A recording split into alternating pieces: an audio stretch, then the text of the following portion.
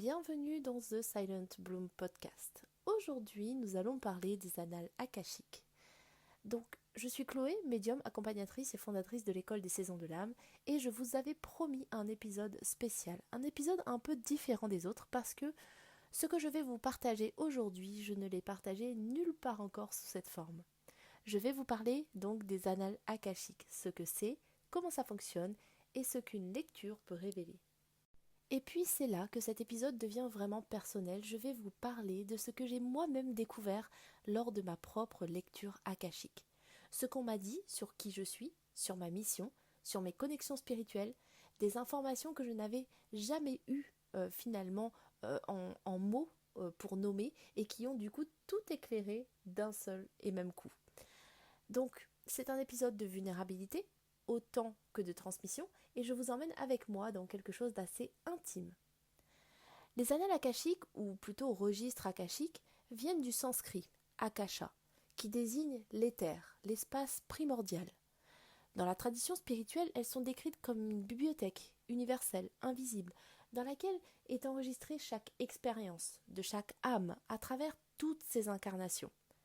Pas juste dans cette vie, mais toutes les vies. Passée, présente et potentielle. Chaque pensée, chaque décision, chaque contrat d'âme, chaque relation, tout y est inscrit. On peut donc les imaginer comme un peu un champ d'informations vibratoires auquel certaines personnes, formées pour ça justement, ou naturellement sensibles à ça, peuvent accéder. Ce n'est donc pas de la voyance au sens, on va dire, traditionnel du terme, et ce n'est pas de la prédiction, c'est plutôt une lecture d'une mémoire d'âme. Alors, Helena Blavatsky a été l'une des premières à parler des annales dans la littérature ésotérique occidentale du XIXe siècle. Edgar Cayce, lui, surnommé le prophète endormi, en a donné des milliers de lectures dans un état de transe. Aujourd'hui, des praticiennes formées à des méthodes spécifiques, comme la méthode par exemple Linda Howe, y accèdent via une prière d'ouverture assez particulière. Ce que permet une lecture. Comprendre les schémas récurrents de votre vie, identifier par exemple les contrats d'âme avec des personnes de votre entourage, découvrir également vos dons et vos missions, éclairer des blocages qui résistent à tous les autres travaux, et parfois recevoir des informations sur les vies antérieures que vous avez eues, qui expliquent du coup ce que vous portez dans cette vie-ci. Ce n'est donc pas une baguette magique, c'est plutôt un outil de compréhension profonde qui nécessite ensuite un travail de votre part. Alors, comment se déroule une lecture ? Une lecture akashique, on va dire qu'elle se déroule généralement en plusieurs étapes. La praticienne commence par une prière d'ouverture, généralement, une formule spécifique qui permet d'accéder au champ akashique de la personne concernée. Ce n'est pas anodin, cette prière crée une connexion intentionnelle et protégée. Ensuite, elle entre dans un état de réceptivité. Pas de transe profonde, mais une forme d'écoute intérieure qui est amplifiée. À ce moment-là, elle peut alors recevoir des informations sous différentes formes. Des images, des mots, des sensations, des certitudes directes également. Ça dépend en fait de son canal dominant. La personne qui reçoit donc la lecture peut poser des questions. Des questions ouvertes, pas des questions fermées, qui appellent un oui et non. Des questions comme par exemple « Qu'est-ce que mon âme cherche à traverser dans cette incarnation ?» ou qu'est-ce que l'âme de ma cliente cherche à traverser dans cette incarnation. Quels sont les contrats d'âme actifs avec telle personne? D'où vient ce blocage qui est récurrent? Et donc la praticienne transmet ce qu'elle reçoit, avec discernement, sans interpréter, sans projeter. Elle est finalement devenue un canal, pas une oracle qui dit l'avenir, une lectrice qui donne accès à une mémoire. La durée, ça varie, de 30 minutes, j'ai envie de dire, il n'y a pas de limite finalement, selon la profondeur et les questions. Mais ça prend au minimum 30 minutes, je pense, honnêtement, pour l'avoir vécu. Et les effets d'une lecture peuvent continuer à travailler pendant des jours, parfois même des semaines, parce que quelque chose a été vu, et ce qui est vu ne peut plus être ignoré. Alors ce que j'ai découvert du coup lors de ma propre lecture, c'est un petit peu spécial, c'est pour ça que je vais vous parler un peu de moi, et je le fais avec une certaine émotion parce que du coup je vais vous partager quelque chose que j'ai reçu comme une confirmation de ce que je savais déjà au fond, mais que je n'avais jamais vraiment osé nommer à voix haute.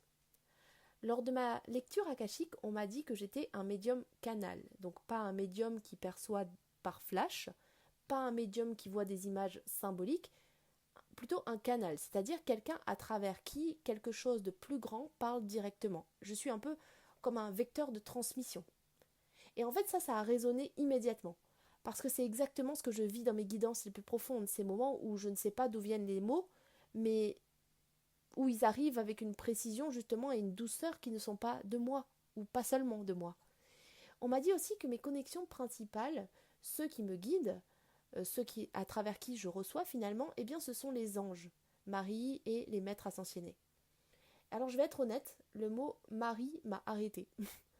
C'est pas une figure que j'aurais spontanément nommée dans ma pratique. Et pourtant, quand je l'ai entendu, quelque chose en moi a dit oui profondément. Et il s'avère que, pour agrémenter un petit peu là ce que je voulais vous dire, quand j'étais plus jeune, je ne sais pas pourquoi, je me rappellerai toujours, j'avais une connaissance qui m'a donné un bouquin sur les anges et qui sans arrêt faisait appel aux anges quand elle perdait un objet, quand elle voulait telle ou telle chose, elle faisait appel à tel ange, etc. Et en fait, quand j'étais plus jeune, du coup, cette personne m'a donné un livret avec la symbolique et surtout les missions, ce en quoi pouvait nous aider chaque ange.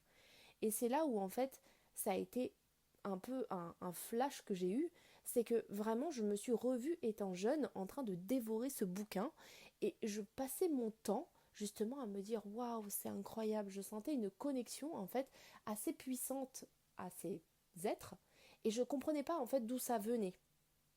Et donc du coup, euh, il y a une qualité, on va dire, dans certaines de mes guidances, une sorte de, on va dire, pour en revenir à Marie, une sorte de douceur maternelle, une présence assez enveloppante, quelque chose qui ne juge pas et qui accueille tout, en fait, finalement, que je reconnais maintenant comme cette énergie-là, comme étant Marie, les anges, etc., et qui correspond du coup à cette connexion-là.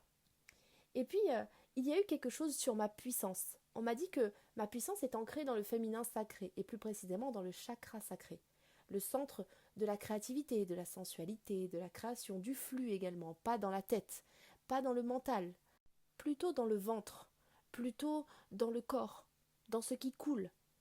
Et c'est une information qui a changé quelque chose dans ma façon de me voir dans mon travail, parce que j'ai longtemps cherché cette légitimité dans ce que je savais, dans mes connaissances, dans ma formation, dans ma capacité aussi à expliquer les choses. Et ma lecture m'a dit, ta puissance n'est pas à cet endroit-là, elle est dans ce que tu incarnes, dans ce que tu transmets sans même les mots, dans l'énergie que tu portes quand tu entres dans une pièce. C'est une invitation à incarner finalement davantage et à intellectualiser un peu moins, à faire confiance à ce qui coule plutôt qu'à ce qui se construit.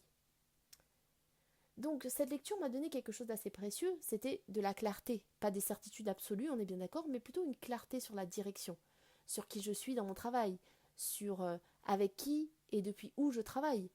Elle a aussi confirmé quelque chose que je portais sans le nommer, que mon travail est un travail de service, pas au sens du sacrifice, mais au sens de se mettre au service de quelque chose de bien plus grand, d'être le lien entre l'invisible et le visible pour celle que j'accompagne.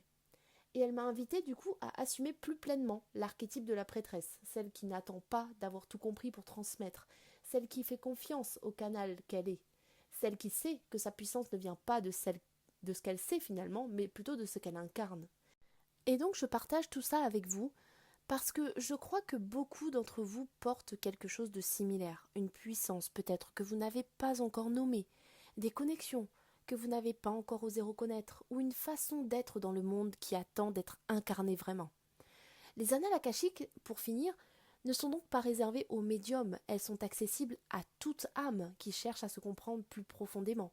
Si vous sentez que quelque chose dans votre vie résiste, se répète ou cherche à être éclairé depuis un autre angle, eh bien une lecture peut être un outil extraordinaire.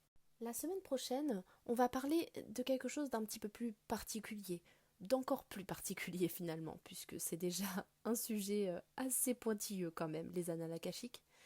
On va parler du coup de contrat d'âme, puisque les annales akashiques m'ont également parlé des connexions entre âmes.